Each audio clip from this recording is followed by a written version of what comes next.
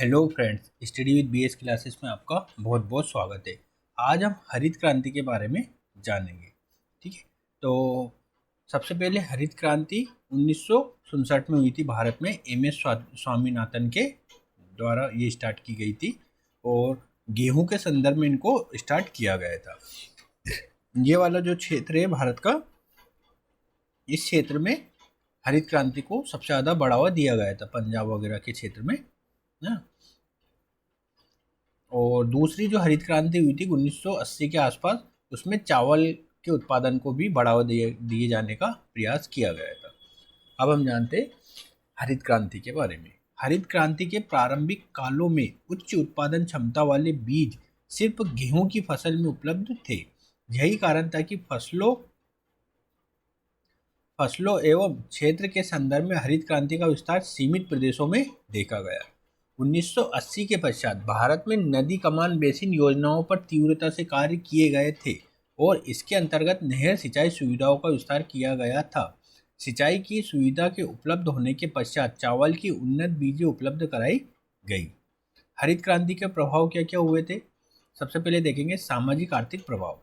भारत में कृषि क्षेत्र में हरित क्रांति ने क्षेत्रीय असमानता को जन्म दे दिया। हरित क्रांति को स्वीकार किए जाने में निवेश की भूमिका थी और इस कारण कृषकों के मध्य असमानता के स्तर में वृद्धि हो गई, क्योंकि इसका लाभ बड़े कृषकों को अधिक प्राप्त हुआ। हरित क्रांति के क्षेत्रों में स्त्री पुरुष लिंगानुपात में गिरावट दर्ज की गई। कृषकों की आय में वृद्धि हुई, क्योंकि एक पीढ़ी के अंतराल में ही उत्पादन में 4 से 5 गुना की वृद्धि हुई थी। कृषि क्षेत्र में तकनीक एवं मशीनीकरण दोनों का विस्तार हुआ और यह कृषि क्षेत्र के अतिरिक्त श्रम को दूसरे क्षेत्र के लिए तैयार कर पाया। ग्रामीण क्षेत्रों में व्यावसायिक कृषि का उत्पादन शुरू हुआ और इस व्यावसायीकरण ने ग्रामीण क्षेत्र में मौद्रिक अर्थव्यवस्था को सशक्त किया। कृषि के व्यावसायीकरण ने कृषि आधारित उद्योगों का विकास किया। ग्रामीण क्षेत्रों में अनाजों की मंडियां विकसित हुई, कृषि भंडारण केंद्रों का विकास हुआ और इन सब प्रक्रियाओं ने रोजगार की उपलब्धता बढ़ा दी और भारत के पूर्वी प्रदेशों के राज्यों से श्रमिकों का पलायन इन क्षेत्रों में देखा गया। कृषि विकास ने इन क्षेत्रों में अर्थव्यवस्था की प्राथमिक गतिविधियों को सशक्त किया और इससे उत्पन्न हुए अधिशेष ने अर्थव्यवस्था की द्वितीयक गतिविधियों को गति दे दी। इन सब के दबाव से ग्रामीण क्षेत्रों में भी सड़क परिवहन का अच्छा विकास देखा गया। परिणाम स्वरूप ये क्षेत्र संपूर्ण आर्थिक मानदंडों के कई राज्यों से आगे निकल गए, है ना। कई राज्यों से ये जो क्षेत्र थे हरित क्रांति से संबंधित क्षेत्र अन्य राज्यों की अपेक्षा बहुत आगे निकल गए। पर्यावरणीय दुष्प्रभाव क्या हुआ? हरित क्रांति के अंतर्गत रासायनिक उर्वरकों के प्रयोग ने एक तरफ कृषि क्षेत्र में जल की मांग को बढ़ा दिया, वहीं दूसरी तरफ भूमंडलीय तापन में भी अपनी भूमिका का निर्वहन किया, है ना, उर्वरक किया। रासायनिक कीटनाशकों के प्रयोग से मृदा और भूमिगत जल दोनों ही प्रदूषित हो गए और वर्तमान समय में इन क्षेत्रों में उत्पादित फसलों के अंतर्गत जस्ता, सीसा, तांबा जैसे तत्वों की उपस्थिति बढ़ गई। विश्व स्वास्थ्य संगठन के अनुसार हरित क्रांति के क्षेत्रों में पेयजल के अंतर्गत नाइट्रेट के प्रयोग से नाइट्रेट की स्थिति दोगुने स्तर तक है। पंजाब के भटिंडा, लुधियाना तथा मुक्तसर सर्वाधिक दुष्प्रभावित क्षेत्रों में से है। ऐसे जल के प्रदूषक का दुष्प्रभाव यह देखा गया है कि आज भारत के कैंसर राज्य के रूप में पंजाब की पहचान प्राप्त है। उच्च उत्पादन क्षमता वाले बीजों के प्रयोग ने जल की मांग को और बढ़ा दिया। सतह पर उपस्थित जल की मात्रा का परिवर्तन नहीं किया जा सकता है। यही कारण था कि भूमिगत जल का दोहन बढ़ गया और इन क्षेत्रों के कई जिले ऐसे जहां की जाने वाली सिंचाई में जल की आपूर्ति 70% तक भौम जल से की जा रही है। दक्षिणी पंजाब और दक्षिणी हरियाणा के कुछ क्षेत्र ऐसे हैं जहां भौम जल अपने निम्नतम स्तर पर चला गया है, जिससे मृदा शुष्कता को बढ़ावा मिला है और इसरो के अनुसार अगर ऐसे क्षेत्रों में सुधार के कार्य नहीं किए गए तो भारत के नए मरुस्थल के क्षेत्र में ये शामिल हो सकते हैं। कृषि क्षेत्र में उत्पादन के बढ़ने से निर्वनीकरण की प्रक्रिया बढ़ती चली गई। वर्तमान समय में पंजाब, हरियाणा जैसे राज्यों में वनों की प्रतिशतता 4% से भी कम है, जबकि पर्यावरणीय संतुष्टता इन क्षेत्रों में 20% प्राप्त होती है। निर्वनीकरण के पश्चात इस क्षेत्र में वृक्षारोपण कार्यक्रम को बढ़ावा दिया, परंतु हरित क्रांति के लाभ ने इस समाज ये समाज को ही आर्थिक समाज में तब्दील कर दिया है और इसी कारण वृक्षारोपण के अंतर्गत भी अधिक लाभ देने वाले पौधों का चुनाव किया गया, जैसे यूकेलिप्टिस, पोटलार आदि। भारत सरकार के सामाजिक वानिकी विभाग के अनुसार ऐसे पौधे अपनी वृद्धि को बनाए रखने के लिए अपने निकटवर्ती भागों से अधिक मात्रा में पोषक तत्व और जल का दोहन कर लेते हैं, जिसका दुष्प्रभाव मृदा, भूमजल तथा फसल सभी पर देखा जाता है। हरित क्रांति के क्षेत्रों में वायु प्रदूषण भी एक समस्या देखी गई है और शीतकाल के आरंभ होने के दौरान पराली के जलाए जाने से संपूर्ण मैदानी क्षेत्रों में स्मोक की समस्या देखी जाती है ना। नहर सिंचाई के क्षेत्रों में लवणीकरण तथा क्षारीकरण जैसी समस्याएं देखी जाती है, जो मृदा की उर्वरता को न्यून करने के साथ साथ संरचनात्मक कार्यों में बाधा उत्पन्न करती है। सिंचित क्षेत्रों में जल भराव की समस्या भी देखी गई, जिससे मच्छरों से जनित रोगों में वृद्धि हो गई है। अब द्वितीय हरित क्रांति के बारे में जानेंगे, जो 1980 में हुई थी। मैंने बताया था चावल में इसमें उत्पादन को बढ़ावा दिया गया था। हरित क्रांति के पश्चात उन क्षेत्रों में पारिस्थितिकी तथा सामाजिक क्षेत्रों में उपजी चुनौतियां मौजूद थी, परंतु निश्चित तौर पर आर्थिक क्षेत्र में इसकी अच्छी प्रगति सामने आई। यही कारण है कि वर्तमान समय में हरित क्रांति के समग्र मूल्यांकन को लेकर विवाद की स्थिति है और इसे पूर्ण सफल क्रांति के रूप में स्वीकार नहीं किया गया है, परंतु भारत की आवश्यकताओं को ध्यान में रखकर उत्पादन में वृद्धि आवश्यक है ना। पुनः इन समस्याओं के निदान के साथ साथ भारत के अन्य क्षेत्रों में मानवीय आवश्यकताओं और आकांक्षाओं की पूर्ति आवश्यक है। इसी से द्वितीय हरित क्रांति की संकल्पना का विकास होता है ना। द्वितीय हरित क्रांति की आवश्यकता के पीछे का तर्क क्या है? भारत में खाद्य सुरक्षा को जनसंख्या की वृद्धि से जोड़ा जाए तो प्रतिवर्ष 4% उत्पादन में वृद्धि आवश्यक है। हमारे देश में नगरीकरण का स्तर तीव्रता से बढ़ा है और अनुमान है कि 2041 में लगभग 67 करोड़ जनसंख्या नगरों में होगी, जो खाद्यान्न की मांग को बढ़ा देगी। इस बढ़ते नगरीकरण ने एक तरफ खाद्य प्रसंस्करण उद्योग को बढ़ावा दिया है, वहीं भारत कच्चे फसलों सहित खाद्य प्रसंस्करण क्षेत्र का एक बड़ा निर्यातक है और वैश्विक बाजार की मांग इतनी अधिक है कि यह और भी बड़ा आपूर्तिकर्ता बन सकता है। प्रथम हरित क्रांति के दौरान गेहूं तथा अल्प मात्रा में चावल के उत्पादन में क्रांतिकारी बदलाव देखा गया, परंतु स्वास्थ्य के प्रति बढ़ती जागरूकता के कारण इसका विस्तार अन्य फसलों में भी किया जाना चाहिए। हरित क्रांति ने ग्रामीण क्षेत्रों में कुशलता निर्माण में भूमिका निभाई है तथा आर्थिक अवसरों की उपलब्धता बढ़ी है, और ये दोनों बातें जिस क्षेत्र में स्थापित हो जाते हैं वो स्वतः गरीबी के स्तर को न्यून कर देता है। हरित क्रांति ने वास्तव में अर्थ के विकास में महत्व दिया, परंतु पारितंत्र निम्नीकृत हो गया। इसलिए सतत विकास की संकल्पना को कृषि क्षेत्र में लागू किए जाने की आवश्यकता है, जो द्वितीय हरित क्रांति से संभव है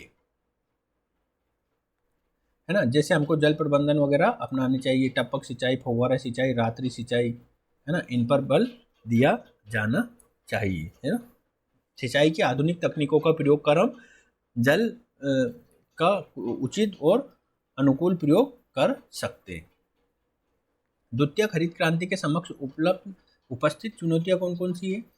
द्वितीय हरित क्रांति के लक्ष्यों को प्राप्त करने के लिए एक बड़े निवेश की आवश्यकता है। सरकारी तंत्र के द्वारा पूर्ण निवेश नहीं किया जा सकता है, क्योंकि इससे अर्थव्यवस्था के अन्य पक्ष के पिछड़ने का खतरा है, और अगर पूर्ण रूप से निजी क्षेत्र को शामिल कर दिया जाए तो कारपोरेट कृषि की ओर बढ़ाया गया कदम माना जाएगा। ऐसी स्थिति में यह एक बड़े असमंजस की स्थिति है कि कृषि क्षेत्र में निवेश का संतुलन किस प्रकार स्थापित किया जाए। वर्तमान समय में राष्ट्र के अधिक आर्थिक विकास प्राप्त करने के उद्देश्य के अंतर्गत औद्योगिक क्षेत्र और सेवा क्षेत्र पर अधिक बल दिया जा रहा है। ऐसी स्थिति में स्वाभाविक तौर पर प्राथमिकता सूची में कृषि तृतीय स्थान पर है। वर्तमान समय में भारत के कृषि क्षेत्र में उपलब्ध मृदा एवं जल किसी न किसी प्रकार के संकट से गुजर रहे हैं। ऐसी स्थिति में मृदा और जल प्रबंधन आने वाले समय में एक बड़ी चुनौती प्रस्तुत करने वाली है। कृषि क्षेत्र से जुड़ी समस्याएं और समाधान क्या क्या है? निम्न स्तर का संरचनात्मक विकास, सिंचाई की प्रॉब्लम, है ना, बीज, ऊर्जा, उर्वरक, मशीनीकरण, कीटनाशक, ग्रामीण सड़कें, ग्रामीण क्षेत्र में भंडारण। कृषि के अंतर्गत संरचनात्मक सुविधाओं को दो संदर्भों में समझा जा सकता है। प्रथम, जिन क्षेत्रों में ये सुविधाएं उपलब्ध है उन क्षेत्रों में बेहतर प्रबंधन नीति को सुधार कर लागत को कम करने का प्रयास किया जाना चाहिए। जैसे सिंचाई के अंतर्गत नवीन सिंचाई प्रणाली, टपक, फव्वारा, रात्रि सिंचाई प्रणालियों का प्रयोग करना चाहिए। पुनः इन क्षेत्रों में नवीन तकनीक है ना, वैचारिक स्तर पर में बदलाव की आवश्यकता है जो कृषि लागत को कम कर देगी। फर्टिगेशन क्या होता है ये देखते हैं। फर्टिलाइजेशन विथ इरिगेशन, ये यूपीएससी के प्रीलिम्स में पूछा जा चुका है। नहर सिंचाई वाले क्षेत्रों में नहरों के ऊपर सोलर पैनल स्थापित कर एक तरफ उसकी आर्थिक उपयोगिता बढ़ा दी जाती है और दूसरी ओर जल के वाष्पीकरण की दर को घटाकर जल के उपयोग को कम किया जाता है। ऐसे क्षेत्र के अंतर्गत वहाँ संरचनात्मक सुविधाओं का विकास नहीं हुआ है। देखो फर्टिलाइजेशन विथ इरिगेशन है, ये यहाँ पे लिखा हुआ है, लेकिन ये आगे की बात चल रही है ना। फर्टिगेशन क्या होता है ना, सिंचाई के साथ उर्वरक को प्रयोग करते हुए आगे बढ़ना, ठीक, ये फर्टिगेशन होता है। ये चीज़ें चल रही है पुरानी, जो मैं पहले बार बता रहा था। ऐसे क्षेत्र के अंतर्गत जहां संरचनात्मक सुविधाओं का विकास नहीं हुआ है वहां सर्वोत्तम पक्की ग्रामीण सड़कों के निर्माण पर बल देना चाहिए और ऐसी सड़कें धीरे धीरे सामाजिक आर्थिक गतिशीलता को बढ़ाती जाती है और वो संरचनात्मक विकास को प्रेरित करेंगी। संस्थागत क्षेत्र से जुड़ी कौन कौन सी समस्या है? भूमि सुधार पर बल देना चाहिए, हदबंदी और चकबंदी, काश्तकारी सुधार होना चाहिए, विपणन से संबंधित सुधार होना चाहिए, कृषि के अंतर्गत नीतिगत सुधार होना चाहिए, जैसे एमएसपी, फसल बीमा, मृदा स्वास्थ्य कार्ड, केसीसी, किसान क्रेडिट कार्ड। एमएसपी को तो कानूनी मान्यता देने के लिए अभी किसान आंदोलन भी चल रहे हैं। भारत के कृषि क्षेत्र में संस्थागत कारकों से संबंधित समस्याएं देखी जाती है। पूर्वी भारत के क्षेत्रों में जहां कृषि का अल्प विकास हुआ है उन क्षेत्रों में भूमि सुधार और काश्तकारी सुधार से संबंधित समस्याएं अधिक गंभीर है। इन क्षेत्रों में भूमिहीन कृषकों की संख्या अधिक है। कृषि में संलग्न लोगों को काश्तकार कहते हैं, है ना।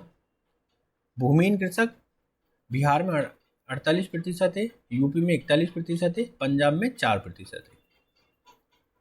इन क्षेत्रों में भूमिहीन कृषक होने से कृषि क्षेत्र में निवेश का स्तर घट जाता है, साथ ही भावनात्मक लगाव स्थापित नहीं हो पाता है और इसके परिणाम स्वरूप उत्पादन में कमी देखी जाती है। कृषि क्षेत्र में भारी जनसंख्या का अधिक होना, है ना। 1970 के आसपास अगर हम देखें तो एग्रीकल्चर का जीडीपी में योगदान 43% था और लेबर कितनी परसेंट थी? 65% थी।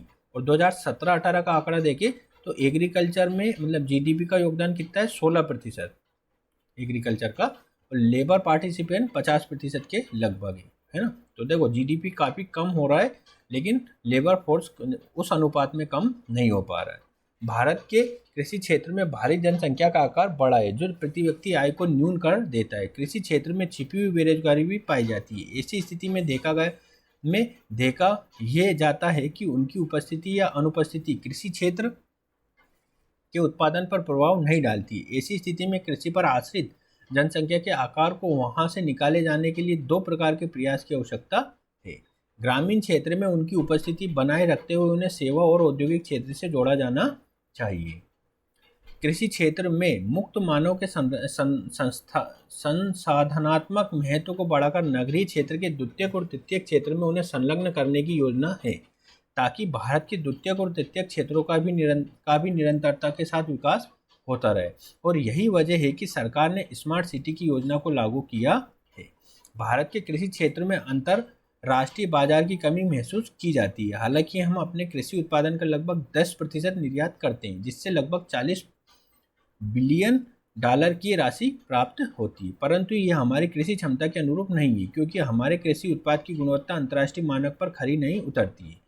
मतलब रासायनिक उर्वरकों के द्वारा प्राप्त उत्पाद की मात्रा अधिक है जबकि अंतर्राष्ट्रीय बाजार में जैविक उत्पादों की मांग अधिक बढ़ रही है। कृषि आधारित उद्योग विशेषकर खाद्य प्रसंस्करण उद्योग का विकास पर्याप्त नहीं है। यही कारण है कि हमें भारत के नगरीकृत बाजार और अंतर्राष्ट्रीय बाजार में कमी महसूस होती है। वर्तमान समय में भारत की समस्या यह है कि खाद्य प्रसंस्करण उद्योग के उत्पाद असंगठित क्षेत्रों से आते हैं। यही कारण है कि 42 मेगा फूड पार्क की स्थापना का लक्ष्य रखा गया है ताकि इस क्षेत्र को संगठित क्षेत्र की भागीदारी का बढ़ाकर गुणवत्तापूर्ण उत्पादन को तैयार किया जा सके। कृषि क्षेत्र में निरंतर लागत में वृद्धि हो रही है और यह वृद्धि पर्यावरणीय दुष्प्रभावों एवं बाजारी कुप्रबंधन का परिणाम माना जा रहा है। वास्तव में कृषि क्षेत्र की लागत को घटाना एक लक्ष्य के रूप में रखा गया है और जीरो बजट फार्मिंग इस लक्ष्य की प्राप्ति का एक औजार साबित हो सकता है, जो पर्यावरणीय समस्याओं को भी न्यून करेगा। विपणन विपणन के क्षेत्र में मध्यस्थ। कृषि विपणन के क्षेत्र में यह समस्या आती है कि किसानों को उचित मूल्य प्राप्त नहीं हो पाता है। वहीं मूल्य की राशि विलंबित है और इसका कारण मध्यस्थ वर्ग और व्यापारी वर्ग का अप्रत्याशित लाभ है। मध्यस्थ वर्ग की भूमिका को स्वीकार करते हुए बाजार की मांग और कीमतों में पारदर्शिता की अवधारणा को स्वीकार किया जाना चाहिए और इसके लिए ई नेम और ई चौपाल जैसी संकल्पनाएं प्रभावी और सफल होते हुए दिखाई दे सकती है। अब हम जानेंगे इंडस्ट्री या उद्योग के बारे में। तो प्राथमिक उद्योग क्या होते हैं ये देखते हैं। सबसे पहले प्राथमिक उद्योग के अंतर्गत कच्चे माल की आपूर्ति कृषि क्षेत्र तो वनीय क्षेत्र से की जाती है। खनन उद्योग स्वयं में प्राथमिक उद्योग का उदाहरण है, परंतु जब ये उद्योग वस्तु का प्रभाव करता है तो वो हमेशा ही द्वितीयक उद्योग के संदर्भ में होता है। स्थानीयकरण के क्या क्या कारक है? न्यूनतम परिवहन लागत, कच्चे माल की उपलब्धता, बाजार की उपलब्धता, कुशल श्रम की उपलब्धता, ग्रामीण क्षेत्रों में परिवहन की सुविधाएं, कच्चे माल के एकत्रीकरण से जुड़ी हुई व्यवस्था, है ना। मतलब सब चीज़ें होनी चाहिए। प्राथमिक क्षेत्र की कुछ समस्याएं भी है, जैसे गुणवत्ता नियंत्रण का कमजोर होना, कमजोर प्रकार के बाजारी प्रबंधन, न्यून स्तर का तकनीकी उपलब्धता, कच्चे माल का गुणवत्ता का निम्न प्रकार का होना, कच्चा माल क्वालिटी वाला नहीं होना। समाधान क्या क्या हो सकता है इसका? पूंजी की संरचना, है ना, पूंजी की संरचना और बहुत सारे समाधान हो सकते हैं। आप कमेंट सेक्शन में लिखकर बता सकते हैं कि क्या क्या समाधान हो सकते हैं। अब हम देखेंगे द्वितीयक उद्योग क्या होता है। एक ऐसा उद्योग जो अंतिम उत्पाद के लिए जाना जाता है, इसका कच्चा माल सामान्यतः किसी आधारभूत उद्योग से आ रहा होता है, जैसे वस्त्र उद्योग, वाहन उद्योग, मशीन और औजार उद्योग आदि। किसी भी प्रदेश में प्राथमिक उद्योग का विकास वहाँ की भौगोलिक परिस्थितियों से निर्धारित हो रहा होता है और द्वितीयक उद्योग का विकास प्राथमिक उद्योगों के पश्चात उपजी परिस्थितियों से निर्धारित होता है। वहीं द्वितीयक उद्योग के अंतर्गत प्रत्येक उद्योग के स्थानीयकरण के कारण पृथक हो सकते हैं, परंतु इसके अंतर्गत मूल संरचना न्यूनतम लागत से जुड़ी होती है और इसे प्रभावित करने वाले कारकों को निम्न बिंदुओं में समझा जा सकता है। कौन कौन से बिंदुओं में? न्यूनतम परिवहन लागत, कुशल श्रम, संरचनात्मक और संस्थागत सुविधाएं, हिंटरलैंड जैसे पृष्ठ प्रदेशों की परिस्थितियां, एकत्रीकरण की अर्थव्यवस्था, राजनीतिक प्रशासनिक निर्णय। अब समस्याएं क्या क्या आती है इसमें? भारतीय बाजार में क्रय क्षमता न्यून है, बाजार में परिवहन का व्यय अधिक होता है, निर्यात का छोटा आकार है, विदेशी बाजार से कड़ी प्रतिस्पर्धा होती है, मशीनों का आयातित करना हमारे लिए एक महंगा पड़ता है, श्रम की उत्पादन क्षमता का न्यून होना, उत्पादन लागत का अधिक होना, ये सब समस्या है। इनका समाधान कैसे निकाला जा सकता है? संस्थागत सुधारों की तीव्रता होनी चाहिए, श्रमिक और प्रबंधन दोनों की कुशलता को बढ़ाने के लिए प्रशिक्षण होना चाहिए, औद्योगिक उत्पादों की गुणवत्ता को बढ़ाने के लिए शोध और अनुसंधान पर बल दिया जाना चाहिए, कुशल श्रम के लिए व्यावसायिक शिक्षा तथा उच्च शिक्षा का निजीकरण किया जाना चाहिए। अब हम देखते हैं पेट्रो रसायन उद्योग क्या है। भारत में पेट्रो रसायन उद्योग के अंतर्गत तेल शोधन कारखाने, उनके उत्पाद और उप उत्पाद कई अन्य उद्योग के विकास का आधार तैयार कर रहे हैं, जैसे उर्वरक उद्योग, प्लास्टिक उद्योग, पॉलीमर फाइबर उद्योग, synthetic fibre industry, chemical industry, दवा उद्योग, उपभोक्ता वस्तु जैसे जेली, वैक्स, डिटर्जेंट उद्योग, बिटुमिन उद्योग, लुब्रिकेंट उद्योग, ये सब इसी में आते हैं। पेट्रो रसायन उद्योग अपनी अधिक भूमिका के कारण वर्तमान समय में आधारभूत उद्योग के अंतर्गत शामिल कर लिए गए हैं। तात्पर्य यह है कि ये उद्योग अपने निकटवर्ती क्षेत्रों में कई उद्योग के विकास में भूमिका निभा रहा होता है। यही कारण है कि ऐसे उद्योगों की अवस्थिति महत्वपूर्ण होती है और भारत में इसके स्थानीयकरण की 3 प्रवृत्तियां देखने को मिलती है। कौन कौन सी? तेल उत्पादित क्षेत्रों के निकट, आयात केंद्र के निकट और बाजार केंद्र के निकट। तेल उत्पादित क्षेत्रों के निकट, है ना। पेट्रो रसायन उद्योग एक भार हैरासी उद्योग है और इस कारण ये कच्चे माल के पास अवस्थित होता है, जैसे नुमालीगढ़ असम, बोगईगांव असम, गुवाहाटी, डिगबोई, नहरकटिया, मुंबई, है ना, यहाँ बॉम्बे आई से लाए गए कच्चे तेल का शोधन होता है। मंगला राजस्थान, बाड़मेर के क्षेत्र में, कोयाली गुजरात के क्षेत्र में। तटीय क्षेत्र पर अवस्थित होने के बावजूद खंबाट की खाड़ी के उत्पादित कच्चे तेल का शोधन किया जाता है। तटीय क्षेत्र के निकट भारत में कच्चा तेल आयात होता है। ऐसी स्थिति में तटीय क्षेत्र में उद्योग की अवस्थिति कच्चे तेल के संदर्भ में न्यूनतम लागत की संकल्पना को पूर्ण कर रही होती है। पश्चिमी तट, पश्चिमी तट के अंतर्गत कौन कौन सा आता है? जामनगर सेकंड, मुंबई, मैंगलोर, कोच्चि, वाडिनार जो गुजरात में है। पूर्वी तट पर कौन कौन से? नेलापट्टनम, मनाली, चेन्नई, तातीपाटा आंध्र प्रदेश में, ये एमपीपीएससी प्रीलिम्स में पूछा गया था। ठीक है। विशाखापट्टनम, पारादीप उड़ीसा में, गोपालपुर उड़ीसा में, हल्दिया वेस्ट बंगाल में। ये कभी कभी इनकी लोकेशन ही पूछ ली जाती है। बाजार के निकट कैसे? तेल शोधन कारखाने पूर्व में बाजार के निकट स्थापित नहीं किए जाते थे क्योंकि उनकी परिवहन लागत अधिक हो जाती थी, परंतु वर्तमान समय में पाइपलाइन परिवहन की सेवा ने कच्चे माल पहुंचाने की लागत को कम कर दिया है और देश के आंतरिक भागों में बाजार की बड़ी अर्थव्यवस्था थी। इसलिए ये उद्योग बाजार की ओर स्थानांतरित होता चला गया, जैसे भटिंडा, करनाल, पानीपत, मथुरा, बीना, बड़ौनी, इन क्षेत्रों में चला गया। तृतीयक उद्योग क्या होता है? किसी भी बाजार की सेवा प्रदान करने वाले उद्योग तृतीयक उद्योग में शामिल होते हैं। ये सेवाएं प्रत्यक्ष और अप्रत्यक्ष रूप से देते हैं तथा लाभ उत्पादन और उपभोक्ता कोई भी ग्रहण कर रहा होता है, जैसे IT industry, banking, tourism, education, health. ये सब क्षेत्र किस में आते हैं? तृतीयक क्षेत्र के अंतर्गत आते हैं। इनके स्थानीयकरण के क्या क्या कारण होते हैं? नगरीकरण की उच्च दर, कुशल श्रम की उपलब्धता, सेवाओं में विशेषता, सेवाओं में विशेषज्ञता, सरकारी नीतियां, मजबूत आधारित संरचना। भारत के प्रायद्वीपीय क्षेत्र में तृतीयक उद्योग के विकास में मदद करने वाले कारक कौन कौन से? प्रायद्वीपीय भारत में तकनीकी और व्यावसायिक शिक्षा के विकास का उच्च स्तर मौजूद है और तृतीयक उद्योग ऐसी ही शिक्षा पर आधारित है क्योंकि इससे कुशल श्रम की उपलब्धता सरल हो जाती है। इन क्षेत्रों में नगरीकरण तथा औद्योगिकीकरण की दर उच्च स्तर की है और तृतीयक उद्योग का सबसे बड़ा बाजार यही उत्पादित करता है। प्रायद्वीपीय क्षेत्र में खनिजों के भंडार पाए जाते हैं जिसने औद्योगिकीकरण में सहायता की है। प्रायद्वीपीय क्षेत्र ही बंदरगाह क्षेत्र से निकटता रखते हैं और बंदरगाह क्षेत्र की निकटता समाज में तकनीक की स्वीकार्यता बढ़ा देती है और समाज अधिक प्रगतिशील हो जाता है। इससे समाज अधिक प्रगतिशील हो जाता है। प्रायद्वीपीय भारत की जलवायु वर्ष भर लगभग समान होती है और समान जलवायु के क्षेत्र में मानव की कार्यकुशलता तुलनात्मक दृष्टिकोण से अधिक कार्य कर रहा होता है। तृतीयक उद्योग से जुड़ी हुई समस्याएं कौन कौन सी? तृतीयक उद्योग उच्च स्तर की आधारिक संरचना की मांग करता है और ऐसी संरचनाएं भारत के सभी क्षेत्रों में मौजूद नहीं दिखाई देती। तकनीकी शिक्षा और व्यावसायिक शिक्षा में गुणवत्ता का स्तर विश्व के मुकाबले न्यून देखा जाता है और यही कारण है कि प्रत्येक वर्ष लाखों कुशल श्रम देश से पलायित हो जाते हैं। ऐसी स्थिति में हमारा तृतीयक उद्योग कुशल श्रम की कमी महसूस करता है। तकनीक के प्रति समाज में जागरूकता की कमी देखी जाती है। पुनः तकनीक की उपलब्धता का स्तर भी न्यून देखा जाता है। भारत में कार्य कर रहे कुल श्रम का लगभग 26% तृतीयक उद्योग में संलग्न है, जबकि वैश्विक स्तर में विकसित राष्ट्र में यह आंकड़ा 75% के करीब है। ऐसी स्थिति में जो संभावित क्षमता है उसका उपयोग नहीं हो पाता है। समाधान क्या होना चाहिए? उच्च शिक्षा का निजीकरण को बढ़ावा दिया जाना चाहिए, है ना। अब हम देखेंगे पर्यटन उद्योग क्या होता है। विश्व पर्यटन संगठन के अनुसार मनोरंजन या छुट्टियों को बिताने के उद्देश्य से की गई कोई भी यात्रा पर्यटन कहलाती है। इस यात्रा की अधिकतम सीमा 1 वर्ष हो सकती है। वहीं संगठन ये भी बताता है कि आर्थिक और व्यावसायिक गतिविधियों से की गई यात्राएं पर्यटन में शामिल नहीं होती।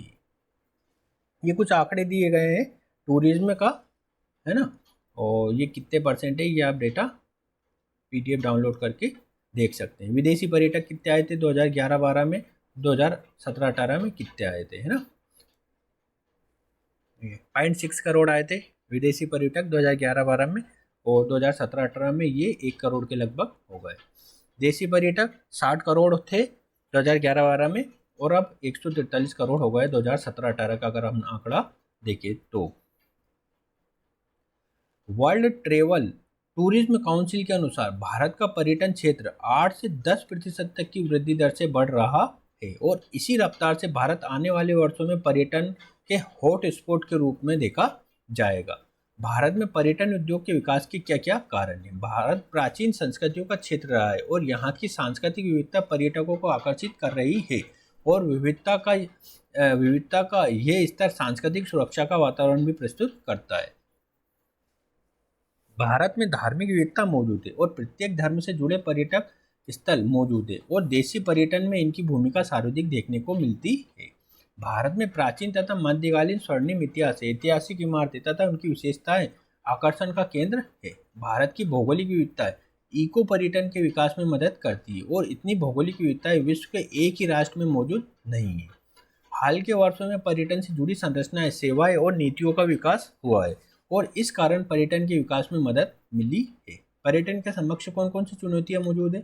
बुनियादी सुविधाओं का अभाव है, तुलनात्मक विशेषताओं के आधार पर वैदेशिक नजरिए में हमारे समाज का पिछड़ापन, निजी है विधि व्यवस्था से जुड़ी समस्याएं, विशेषकर सुरक्षा संबंधी चुनौतियां, पर्यटन तथा स्थानीय नागरिकों के मध्य संघर्ष की स्थिति है ना, जो पर्यटक आते हैं और जो लोकल पीपल्स होते हैं उनमें विवाद हो जाता है कभी कभी, प्रशिक्षित मार्गदर्शकों तथा सूचना केंद्रों का अभाव। इसका समाधान क्या क्या हो सकता है?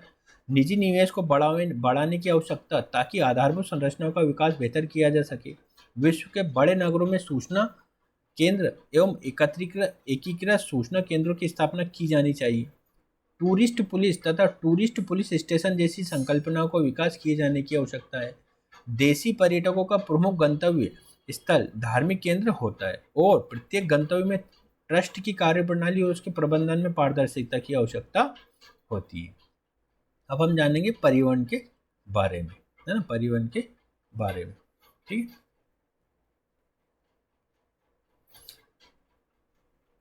देखो जो यूरोपियन यूनियन होता है वहाँ पे कुल व्यापार का 12% जल परिवहन से होता है और यूएसओ में 21% होता है, चाइना में 6% होता है। और भारत में जल परिवहन मात्र 0.1% होता है, जो काफ़ी मतलब ये काफ़ी कम है, जबकि हमको जल परिवहन को बढ़ावा देना चाहिए। भारत में जल मार्ग को नियंत्रित करने वाले कारक कौन कौन से? जल मार्ग का विकास केवल मैदानी क्षेत्रों के अनुकूल ही हो सकता है, क्योंकि ऊंची ढाल में होने वाली अचानक परिवर्तन जल मार्ग के विकास को बाधित कर देता है। भारत के मैदानी क्षेत्रों में एक गंभीर चुनौती नदियों के अवसादीकरण की है, क्योंकि इससे नदी मार्ग छिछला हो जाता है और यातायात बाधित हो जाता है। एक प्रमुख बिंदु यहाँ नोट करेंगे, देहरादून की वाडिया संस्थान के अनुसार हिमालय क्षेत्र में अपरदन की दर सामान्य के मुकाबले 3 गुने से लेकर 8 गुने तक अधिक है और ये इतनी मात्रा में अवसाद का निर्माण करता है कि नदी का जलमार्ग भी परिवर्तित हो रहा है और प्रवाह की निरंतरता तो प्रभावित हो ही रही है। भारत में कई नदियों का चरित्र मौसमी स्तर का है और ऐसी नदियों में परिवहन सुविधाओं का विकास नहीं किया जा सकता। यही कारण है कि निकट स्थित नदियों को जोड़े जाने की संकल्पना स्वीकार की गई है ताकि नदियों की उपयोगिता बढ़ाई जा सके। भारत में जल संसाधन राज्य सूची का विषय हो और ऐसी स्थिति में विभिन्न राज्यों के मध्य समन्वय स्थापित करना एक चुनौतीपूर्ण कदम बन जाता है। पुनः विवाद की स्थिति होने पर प्रत्येक राज्य न्यायालय का सहारा लेते हैं और ऐसी स्थिति में योजनाएं काफी विलंबित हो जाती है। राज्यों के मध्य संघर्ष की स्थिति शीघ्रता से समाप्त करने के उद्देश्य से स्थायी नदी ट्रिब्यूनल की स्थापना कर दी गई, जिससे भविष्य में लाभ मिलने की संभावना है। परिवहन के अन्य साधनों के साथ इसकी तीव्र प्रतिस्पर्धा देखी जाती है और आधारिक संरचनाओं के आधार में यह प्रतिस्पर्धा में टिक नहीं पा रहा है। नदियों में विकसित की गई जल विद्युत योजनाएं सभी माह में नदियों में निर्बाध जल की आपूर्ति बनाए रखने में अवरोधक की भूमिका निभाते हैं। भारत की कई नदियां अंतर्राष्ट्रीय नदियां हैं और ऐसी स्थिति में इनके विकास के लिए अंतर्राष्ट्रीय सहयोग की आवश्यकता होती है ना। सड़क मार्ग में देखते हैं, जैसे भारतमाला परियोजना है ना, 84,000 सड़क को जोड़ना है ना, भारतमाला परियोजना, ये सब जो कॉर्नर्स में है ये भारतमाला परियोजना के अंतर्गत है ना।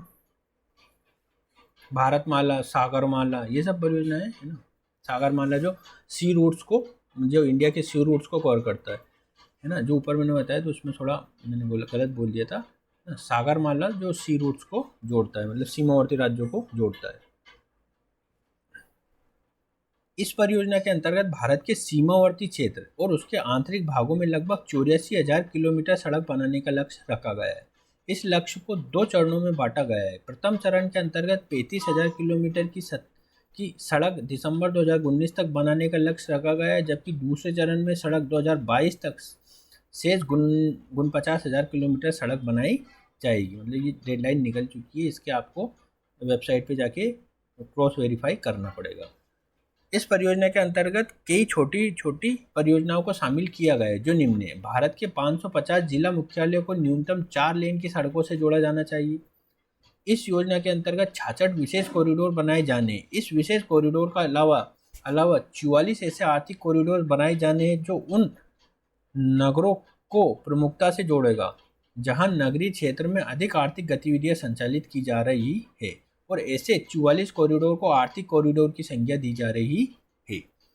इसमें 28 प्रमुख नगरों में न्यूनतम 6 लेन तथा अधिकतम 8 लेन की सड़कों का रिंग रोड बनाया जाना है, ताकि माल परिवहन में आने वाली बाधा को न्यून किया जा सके। ये परियोजना एकीकृत परिवहन प्रणाली को आगे बढ़ाने का कार्य भी करती है। जिला मुख्यालयों के संपर्क के माध्यम से इसे रेल मार्ग से भी जोड़े जाने की योजना है। इसके अतिरिक्त द्वितीय चरण में 7 प्रमुख जल मार्गों के साथ संपर्क की योजना स्थापित की गई है। माल ढुलाई के उद्देश्य से प्रेरित इस योजना में परिवहन व्यय को न्यून करने के लिए 28 लॉजिस्टिक पार्क की स्थापना की जा रही है। इस परियोजना का उद्देश्य ये है कि भारत के अंतर्देशीय व्यापार में होने वाले माल ढुलाई का 80% इसी के माध्यम से किया जाए। इस परियोजना के अंतर्गत सड़कों की गुणवत्ता और उससे जुड़ी विशेषताएं ऐसी रखी जानी है कि 30 टन वाले ट्रक भी अनुकूल स्थिति में काम कर सके। पुनः प्रतिदिन ट्रकों की गतिशीलता 600 किलोमीटर तक स्थापित करने का लक्ष्य रखा गया है। अब हम देखेंगे जनसंख्या नियंत्रण और इसकी संकल्पना। जनसंख्या नियंत्रण के संदर्भ में भारत में कानून बनाने की मांग की जा रही है, जिसमें सुझाव दिया जा रहा है कि प्रति दंपति 2 बच्चे की वैधानिक अनुमति प्रदान की जाए। जनसंख्या प्रतिस्थापन की संकल्पना यह बताती है कि ऐसा करने से कुछ दशक के पश्चात जनसंख्या स्थिरता की अवस्था प्राप्त कर लेगी। जनसंख्या की स्थिरता एक तात्कालिक समाधान के रूप में स्वीकार की जा सकती है, क्योंकि इसके 2 उद्देश्य हो सकते हैं। कौन कौन से? जनसंख्या के बड़े आकार से बेहतर है एक सक्षम जनसंख्या की उपस्थिति। दूसरा, सरकार एक तरफ संसाधनों का आकार बढ़ा रही है, वहीं दूसरी तरफ जनसंख्या का आकार छोटा करना प्रस्तावित है। ऐसी स्थिति में प्रति व्यक्ति आय में तीव्र वृद्धि लाई जा सकती है। जनसंख्या वृद्धि के आंकड़े बताते हैं कि 2061 तक में जनसंख्या स्थिरता को प्राप्त कर लेगी, परंतु इस प्रकार के कानून द्वारा जनसंख्या की स्थिरता को पहले प्राप्त करने की संकल्पना शामिल है। स्थिर जनसंख्या के कुछ दुष्परिणाम भी सामने आ सकते हैं, जैसा कि यूरोप के समाज में देखा जा रहा है, क्योंकि अर्थव्यवस्था को चलाए रखने के लिए हमेशा ही नए कार्यबल तथा नए बाजार की आवश्यकता होती है, और जनसंख्या नियंत्रण इसके मार्ग में बाधा उत्पन्न कर सकती है। अब जनसंख्या सिद्धांत क्या क्या होता है, ये माल्थस ने दिया था, है ना, ये माल्थस ने दिया था, ठीक है, ये डायग्राम के थ्रू उसने बताया था। एडविन केनिन ने ये सिद्धांत दिया था प्रति व्यक्ति आय और समय के साथ, है ना। जनसंख्या संक्रमण का सिद्धांत, है ना, थॉमसन ने दिया था, है ना, थॉमसन ने दिया था कि पहले फेज, द्वितीय फेज, तृतीय फेज, 4 फेज में किस तरह से जनसंख्या बढ़ेगी या कम होगी। ये वाला क्षेत्र में द्वितीय और तृतीय क्षेत्र के मध्य में जनसंख्या बढ़ती है ना, ये वाला जनसंख्या विस्फोट की अवस्था कहलाती है। फिर आगे जाते जाते ऋणात्मक वृद्धि होने लगती है। कुछ देश जैसे जर्मनी वगैरह में देखेंगे तो इस तरह की स्थितियाँ बनी रहती है। अब नगरीकरण को देख लेते हैं, अधिवास को देखते हैं, ग्रामीण और नगर होता है। नगरीकरण क्या होता है, सबसे पहले देख लेते हैं। नगरीकरण एक ऐसी प्रक्रिया है जिसके अंतर्गत ग्रामीण क्षेत्रों से नगरीय क्षेत्रों में लोगों का आगमन, नगरीय क्षेत्र का विस्तार, नगरीय विशेषताओं का विस्तार, नगरीय सुविधाओं और नगरीय संस्कृति की स्वीकृति सभी को शामिल किया जाता है। नगर की परिभाषा क्या है? 1971 में जनगणना में नगर वो क्षेत्र हैं जहाँ नगर पालिका, नगर निगम या सैन्य छावनी कार्य कर रहे हो। इसके अतिरिक्त जनगणना विभाग के महानिदेशक ने किसी क्षेत्र को नगर घोषित कर रखा हो। किसी भी नए क्षेत्र को नगर घोषित करने के लिए कुछ विशेषताएं होनी चाहिए, जैसे वो क्षेत्र 5000 जनसंख्या का हो, वहाँ 400 से अधिक जनघनत्व देखा जाए। पुरुष कार्यकारी जनसंख्या का 75% गैर कृषि कार्यों में संलग्न हो। एक प्रमुख बिंदु यहाँ देख लेते हैं। तीनों विशेषताएं जब एक साथ मौजूद हो तो वहाँ के निवासियों या उनके प्रतिनिधियों की अनुशंसा पर जनगणना विभाग के महानिदेशक को नगर की घोषणा कर सकते हैं। ग्रामीण नगरीय उपांतर, रूरल अर्बन फ्रिंज, है ना, रूरल अर्बन फ्रिंज। किसी नगर के बाह्य क्षेत्र में जब नगरीय और ग्रामीण विशेषताएं दोनों एक साथ कार्य कर रही हो तो उसे उपांत क्षेत्र का दर्जा दिया जाता है। वर्तमान समय में विशेषताओं की सघनता के आधार पर फ्रिंज क्षेत्र को दो भागों में बांट दिया जाता है। वैसे क्षेत्र जहां नगरीय विशेषताओं की सघनता होती है उसे नगरीय ग्रामीण उपांत कहते हैं। सामान्यतः नगर से दूर ग्रामीण विशेषताओं की सघनता वाले क्षेत्र को ग्रामीण नगरीय उपांत के रूप में जाना जाता है। ऐसे क्षेत्रों में अर्थव्यवस्था की प्राथमिक तथा द्वितीयक गतिविधियों को चलाई जाती है और कई तृतीयक गतिविधियों का भी विस्तार हो रहा होता है। कृषि कार्य के साथ साथ नए उद्योगों की अवस्थिति, औद्योगिक प्राधिकरण, नए विश्वविद्यालय, स्टेडियम, नए अस्पताल जैसे विकास इन्हीं क्षेत्रों में हो रहे हैं। जैसे कृषि, सब्जियों की कृषि, दुग्ध उत्पादन उद्योग, औद्योगिक प्राधिकरण, सर्विसेज में हॉस्पिटल, यूनिवर्सिटी, स्टेडियम। नगर के क्षेत्र में आने वाली जनसंख्या को उपांत क्षेत्र में रोकने का प्रयास किया जाता है ताकि नगरीय क्षेत्र में जनसंख्या वृद्धि दर को कम किया जा सके। यही कारण है कि कालांतर में ऐसे क्षेत्रों में बड़े नगर के निकट उपग्रह नगर, जिसे सैटेलाइट टाउन कहते हैं, का विकास कर दिया जाता है। जैसे हम देखेंगे दिल्ली के संदर्भ में गाजियाबाद, नोएडा, ग्रेटर नोएडा, फरीदाबाद, गुड़गांव जैसे नगर उपग्रह नगर की भूमिका में है। उपग्रह नगर के विकास के पश्चात पुनः नए ग्रामीण नगर उपांत का विकास हो जाता है। ग्रामीण नगर उपांत एक अनियंत्रित विस्तार का क्षेत्र होता है। ऐसी स्थिति में नगर से जुड़ी बुनियादी सुविधाएं बहुत उन्नत नहीं होती है, जैसे पेयजल की आपूर्ति, शिक्षा, स्वास्थ्य जैसी सुविधाएं। उपांत क्षेत्र एक रात्रिकालीन बस्ती होती है, रात्रिकालीन बस्ती भी होती है, क्योंकि ऐसे क्षेत्र की अर्थव्यवस्था का मुख्य आधार नगर ही प्रदान कर रहे होते हैं। दिन के समय में सिटी के अंदर ट्रैफिक बढ़ जाता है और रात्रि के समय सिटी से बाहर जाने के लिए ट्रैफिक बढ़ जाता है। अब भारत की प्रमुख फसलों को हम अगले वाले वीडियो में देखेंगे। आज का वीडियो यहीं समाप्त करते हैं। वीडियो देखने के लिए बहुत बहुत धन्यवाद।